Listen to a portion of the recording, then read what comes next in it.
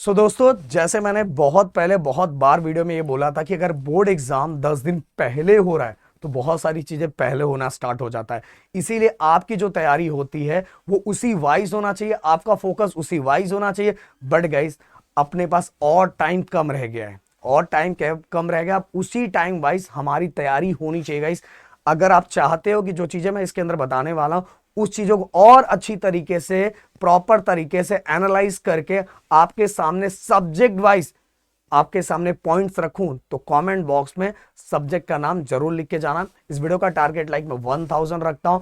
देखो दोस्तों, एक चीज जरूर मैं आपके सामने रखना चाहूंगा कि हमारा जो आरसीसी बैच है वो बहुत अच्छी तरीके से स्टार्ट हुआ है। नेक्स्ट लेवल की मेहनत चल रही, पूरी तरह से रिवीजन करवाया जा रहा है। रिवीजन के साथ ही उसके अंदर मैंने बच्चों को free of cost detail lecture भी दिया है। तो आप सभी से बोलूंगा, अगर नहीं ज्वाइन हुए तो फटाफट ज्वाइन हो जाओ, जिससे गाइस हम डेली जो रिवाइज करवाएंगे और जो चीजें बताएंगे, एक टारगेट आपको देंगे, वो टारगेट डेली अगर पूरा करते जाओगे तो हमारे सिलेबस खत्म करने के साथ ही आपका भी पूरी चीजें खत्म हो जाएगी।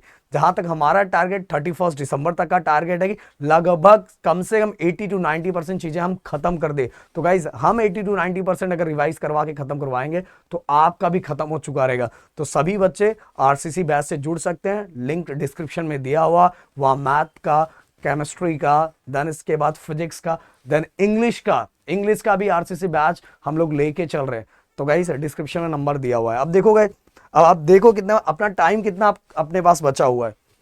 24 जैन से लेके 10 फैब, ओ माय गॉड, अब टाइम और कम हो गया है।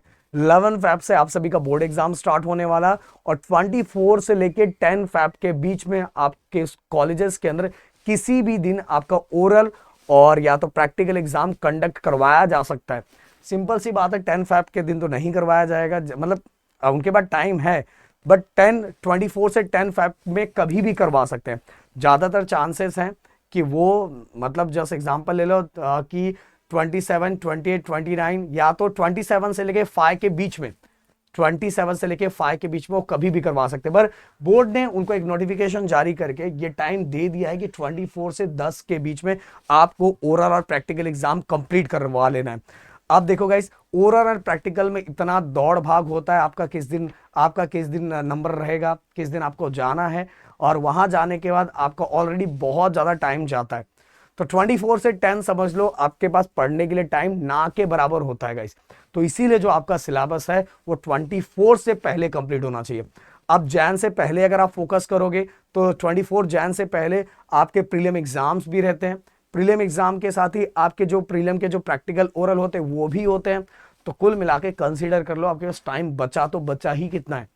ओके, अब ये नवंबर खत्म हो चुका है, ओनली दिसंबर के एंडिंग से बहुत सारे कॉलेजेस के अंदर प्रीलियम स्टार्ट हो जाएगा, या बहुत सारे जगह कुछ दिनों के बाद स्टार्ट भी हो जाएगा इस, या तो वो 10 दिनों के बाद ही स्टार्ट कर देंगे, क्योंकि अब सभी चीजें आगे आगे आ जाएगी।